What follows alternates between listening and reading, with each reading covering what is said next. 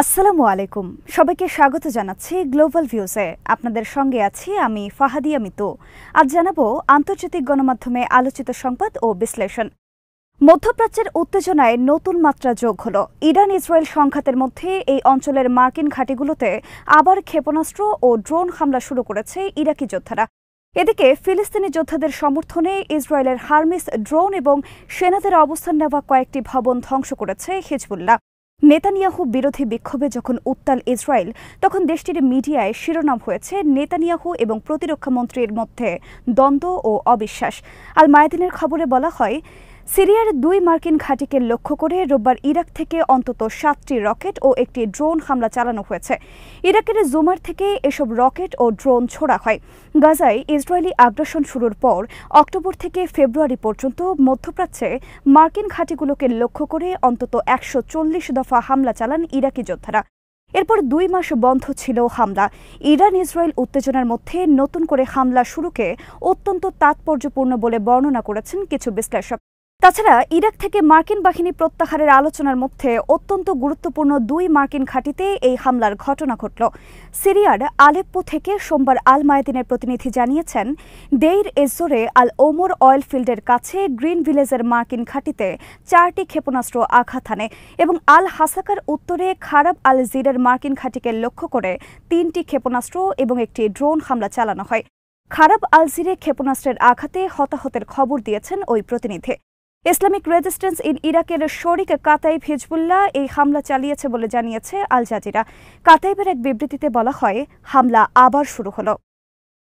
Palestine chronicle জানিয়েছে, আকস্মিক এক ঘটনার পর পশ্চিম তীরে ইসরায়েল বিরোধী যুদ্ধ বহুগুণ উজ্জীবিত হয়েছে। এই ঘটনায় প্রতিরোধ যোদ্ধারা যেমন উজ্জীবিত হয়েছেন, তেমনি ইসরায়েলি বাহিনীর গোয়েন্দা সক্ষমতা আবারও প্রশ্নবিদ্ধ হয়েছে। ইসলামিক জিহাদের আল কুদস ব্রিগেডসের তুলকারাম ব্রিগেডের কমান্ডার মোহাম্মদ জাবের, যিনি আবু সুজা নামে পরিচিত, শুক্রবার তিনি নিহত হন বলে ইসরায়েলি তরফে ঘোষণা করা হয়েছিল। ওই দিন তুলকারামের নূর শামস শরণার্থী শিবিরে ইসরায়েলি বাহিনীর 3 দিনের নির্মম অভিযানে তিনি সহ অন্তত 14 ফিলিস্তিনি যোদ্ধা নিহত হন বলে খবর প্রকাশিত হয়। এই বিখ্যাত প্রতিরোধ নেতাকে হত্যার কৃতিত্ব প্রকাশ করে বিবৃতি দেয় ইসরায়েলি প্রতিরক্ষা বাহিনী। অবরুদ্ধ শিবিরে নিহত কমান্ডারের মৃত্যুতে শোক প্রকাশ করা হয় আল কুদস ব্রিগেডসের পক্ষ থেকেও। এর 2 দিন পর রোববার নিজেকে আবু সুজা পরিচয় দিয়ে একটি ভয়েস নোটে দাবি করা হয় তিনি জীবিত আছেন, কিন্তু এটি নিশ্চিত করার কোনো উপায় ছিল না। শেষমেশ ক্যাম্পে নিহত 14 জনের জানাজা চলাকালীন আবু সুজা ভিড়ের মধ্যে উপস্থিত হয়ে সবাইকে অবাক করে দেন। উল্লাসে ফেটে পড়েন তার সহযোদ্ধারা। সামাজিক যোগাযোগ মাধ্যমে তার ফুটেজ শেয়ার করে ইসরায়েলি নিরাপত্তা ও গোয়েন্দা সংস্থার ব্যর্থতা তুলে ধরে স্ট্যাটাস দেন অনেকে। জানা যায়, আবু সুজা পশ্চিম তীর এবং গাজার প্রতিরোধ যোদ্ধাদের উদ্দেশ্যে বলেন, ইনশাআল্লাহ আমরা ফিলিস্তিন এবং এর প্রতিরোধ যুদ্ধকে ব্যর্থ হতে দেব না। তিনি শাহাদাত বরণকারী সহযোদ্ধাদের পথ ধরে এগিয়ে যাবার জন্য সবার প্রতি আহ্বান জানান। উজ্জীবিত যোদ্ধারা কমান্ডারের সঙ্গে সুর মিলিয়ে দখলদারদের বিতাড়িত করা পর্যন্ত লড়াই অব্যাহত রাখার প্রতিশ্রুতি ব্যক্ত করেন। ফিলিস্তিনি যোদ্ধাদের সমর্থনে রোববার ইসরায়েলের বিরুদ্ধে সিরিজ হামলা চালিয়েছে লেবাননের হিজবুল্লাহ। রোববার রাত 10:50 দক্ষিণ লেবাননের আল আইশিয়া এলাকার আকাশ থেকে ইসরায়েলের একটি হারমিস 450 ড্রোনকে সফলভাবে ভূপাতিত করেছেন তারা। ইসরায়েলের সামরিক বাহিনী এক বিবৃতিতে বলেছে, লেবাননের আকাশে অভিযান পরিচালনার সময় তাদের একটি ড্রোন ভূমি থেকে আকাশে নিক্ষেপযোগ্য ক্ষেপণাস্ত্রের আঘাতে বিধ্বস্ত হয়েছে। এদিন মেতুলা বসতিতে দখলদার সেনাদের ব্যবহার করা 2টি ভবনেও আঘাত করে হিজবুল্লাহ। রোববার সকাল 7:30টায় যথাযথ অস্ত্রের মাধ্যমে সমেরা বসতিতে ইসরায়েলি সেনাদের ব্যবহৃত একটি ভবনে আঘাত হেনে দিনের অভিযান শুরু করেন লেবাননের যোদ্ধারা। এরপর সকাল 9:30টায় একই ধরনের অস্ত্র দিয়ে দোভেব ব্যারাকের চারপাশে নতুন করে স্থাপিত নজরদারি যন্ত্রপাতিতে আঘাত করা হয়। এতে ওইসব যন্ত্রপাতি পুরোপুরি ধ্বংস হয়ে যায়। সকাল 10:20 হিজবুল্লাহ বেশ কিছু হেভি বুরকান রকেটের মাধ্যমে জাল আল আলম সাইটের দক্ষিণে ইসরায়েলি সেনাদের অবস্থানগুলোতে হামলা চালায়। এক বিবৃতিতে প্রতিরোধ সংগঠনটি বলেছে, মিসগাভ আম মিলিটারি সাইটে আগের হামলায় ধ্বংস হওয়া গোয়েন্দা যন্ত্রপাতি পুনরায় স্থাপন করা হলে রোববার সেখানে আবার আঘাত হানেন তারা। তাছাড়া বিকেল 5:15টায় তাদের যোদ্ধারা যথাযথ অস্ত্রের মাধ্যমে আল মালিকিয়া ঘাটির নজরদারি যন্ত্রপাতিতেও সরাসরি আঘাত করেন। জেরুজালেম পোস্ট জানিয়েছে, হিজবুল্লাহর ড্রোন হামলায় আহত এক ইসরায়েলি সেনা কর্মকর্তা রোববার মারা গেছেন। মেজর পদবীধারী ২৭ বছর বয়সী ওই কর্মকর্তার নাম ডর জিমেল। সংরক্ষিত সেনা সদস্য হিসেবে তিনি সামরিক বাহিনীতে দায়িত্ব পালন করছিলেন। ১৭ এপ্রিল ইসরায়েলের উত্তরাঞ্চলের সীমান্তবর্তী আরব আল আরামশে এলাকায় ক্ষেপণাস্ত্র ও ড্রোন হামলা হয়। ওই হামলায় ডর জিমেল ছাড়াও আরও ১৩ সেনা সদস্য ও ৪ বেসামরিক ব্যক্তি আহত হন। হামলার পর এর দায় স্বীকার করে হিজবুল্লাহ। মেজর ডর জিমেল ইসরায়েলি সামরিক বাহিনীর ইতজিওনো ব্রিগেডের ডেপুটি কোম্পানি কমান্ডার ছিলেন। আহত অবস্থায় তাকে নাহারিয়া শহরের একটি হাসপাতালে ভর্তি করা হয়।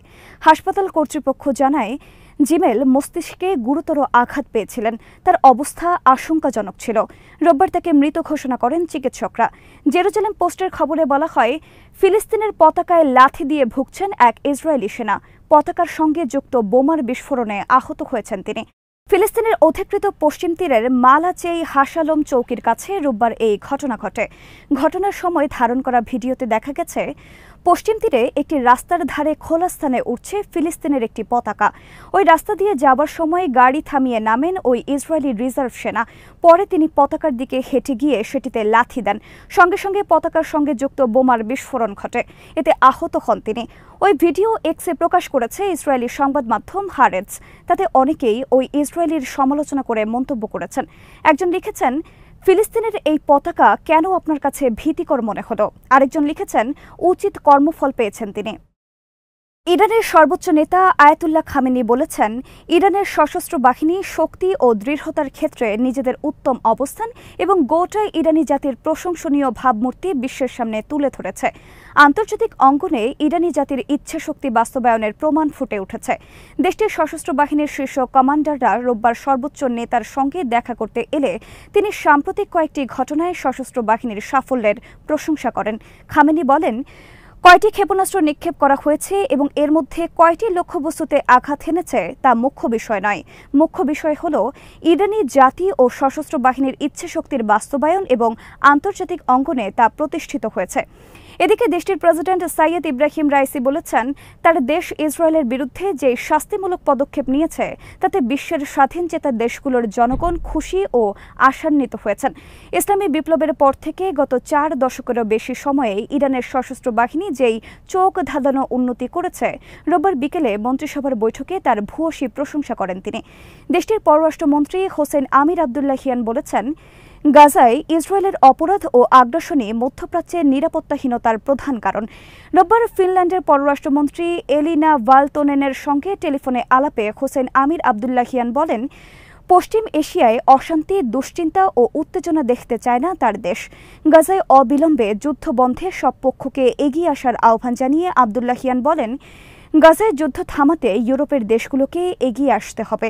এজন্য ইসরায়েলের কাছে তাদের অস্ত্র বিক্রি বন্ধ করতে হবে।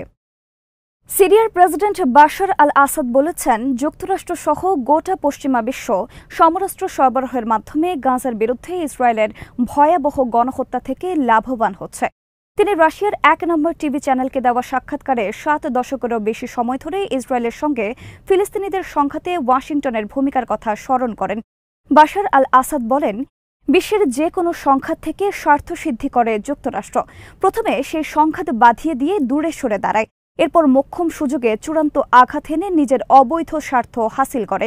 তিনি বলেন, ডিভাইড অ্যান্ড রুল নীতিতে চলে ওয়াশিংটন, কিন্তু ব্ল্যাকমেইল করার এই নীতি সম্পূর্ণ অনৈতিক। সম্প্রচার মাধ্যম কানের প্রতিনিধি রোববার জানিয়েছেন, নেতানিয়াহু বৈঠকে বলেছেন, ক্ষুদ্র পরিসরের বৈঠকেও আমি প্রতিরক্ষা মন্ত্রী, মোসাদ ও শিন বেতের প্রধানকে রেখেছি, কিন্তু সবকিছুই ফাঁস হয়ে গেছে। আমি জানি মোসাদ ও শিন বেতের প্রধানরা এটা করেননি, তাহলে বিষয়গুলো ফাঁস হলো কিভাবে? যে বৈঠকে নেতানিয়াহু এই মন্তব্য করেন সেখানে গালান্ত উপস্থিত না থাকলেও কয়েকজন মন্ত্রী এবং নিরাপত্তা প্রতিষ্ঠানগুলোর প্রধানরা উপস্থিত ছিলেন। বৈঠকে অনেকে প্রধানমন্ত্রীর এই মন্তব্যের বিরোধিতা করেন। এই মন্তব্যের মাধ্যমে প্রধানমন্ত্রী ও প্রতিরক্ষা মন্ত্রীর মধ্যে অবিশ্বাস আরও স্পষ্ট হয়েছে বলে জানিয়েছে ইসরায়েলি মিডিয়া। রোববার গার্ডিয়ানের খবরে বলা হয়, ইসরায়েলকে বিশাল সামরিক সহায়তা দেওয়ার প্রক্রিয়া জোরদার করলেও অধিকৃত পশ্চিম তীরে মানবাধিকার লঙ্ঘনের অভিযোগে ইসরায়েলি প্রতিরক্ষা বাহিনীর একটি ব্যাটালিয়নের ওপর নিষেধাজ্ঞা দিতে যাচ্ছে যুক্তরাষ্ট্র। খবরে বলা হয়, আইডিএফের নেতসা ইয়েহুদা ব্যাটালিয়নের ওপর নিষেধাজ্ঞার প্রস্তুতির তথ্য নিশ্চিত করেছেন পররাষ্ট্র দফতরের একাধিক কর্মকর্তা।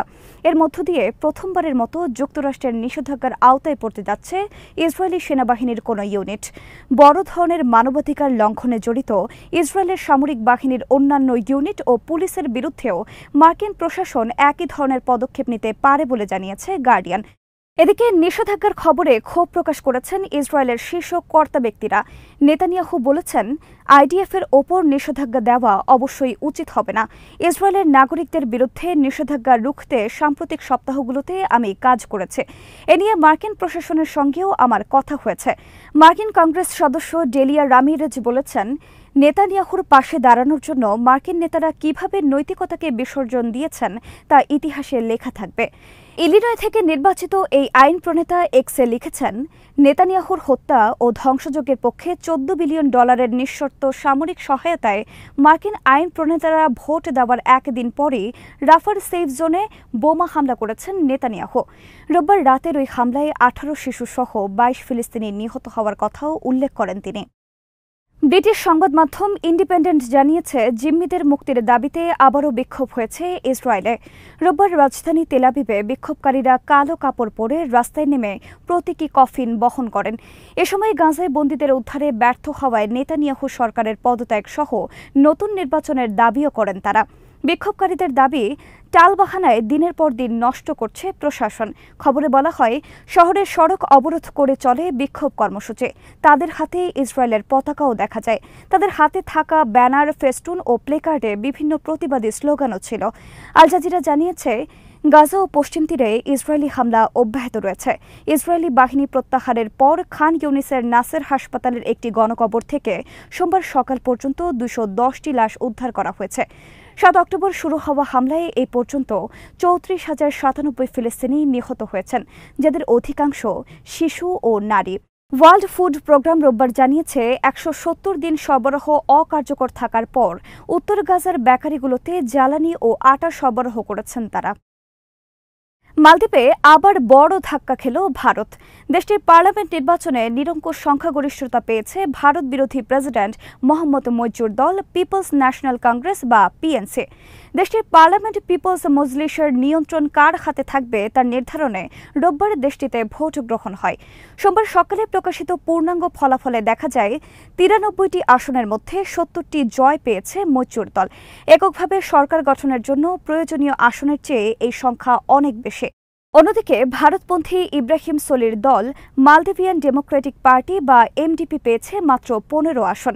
বিদায়ী পার্লামেন্টে পিএনসি এবং তাদের শরিকদের মাত্র 8টি আসন ছিল। অন্যদিকে সোলির দলের ছিল 65 আসন। এবারের নির্বাচনকে প্রেসিডেন্ট মইজুর জন্য কঠিন পরীক্ষা বলে মনে করা হচ্ছিল, কারণ মইজু প্রেসিডেন্ট হলেও পার্লামেন্টের নিয়ন্ত্রণ ছিল তার পূর্বসূরি ভারতপন্থী এমডিপির হাতে। গত বছরের সেপ্টেম্বরে প্রেসিডেন্ট নির্বাচনে ভারত বিরোধী শক্ত অবস্থান নিয়ে বিজয়ী হন মোহাম্মদ মইজু। দেশকে ভারতীয় সেনামুক্ত করার প্রতিশ্রুতি দিয়ে প্রেসিডেন্ট হলেও পার্লামেন্টে সংখ্যাগরিষ্ঠতা না থাকায় বিরোধী পক্ষের আইন প্রণেতাদের আপত্তিতে তার মনোনীত 3 জনের মন্ত্রিসভায় যোগদান আটকে যায়। মইজুর প্রস্তাবিত কয়েকটি বিল পাশেও আপত্তি জানান বিরোধীরা। এখন পার্লামেন্টের নিয়ন্ত্রণ পাওয়ায় মইজুর সরকারের জন্য সিদ্ধান্ত নেওয়া সহজ হবে। আজ এখানেই শেষ করছে। সবাই ভালো থাকুন, সুস্থ থাকুন আর দেখতে থাকুন বিডিভিউজ। চ্যানেলটি ভালো লাগলে সাবস্ক্রাইব করুন, সংযুক্ত থাকুন আমাদের ফেসবুক পেজে। আল্লাহ হাফেজ।